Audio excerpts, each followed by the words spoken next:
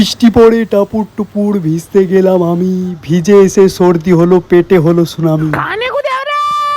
টন্ডাডা, ম্যাগির ওপর অত্যাচার হবে আজকে। কি করবি ম্যাগি? তুই কি করতে এনেছিস? দুটো পেঁয়াজ কেটে দাও।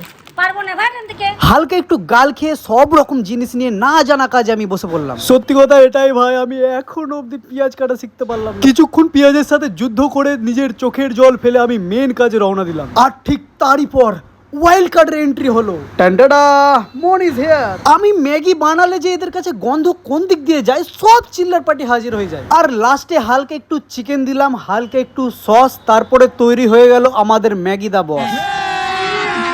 अभी मजा आएगा ना भिड़ो। কেমন হয়েছে ম্যাগি? ফাটাফাটি। কেমন হয়েছে রে ম্যাগি? ম্যাগি ঝাকাস বাবু।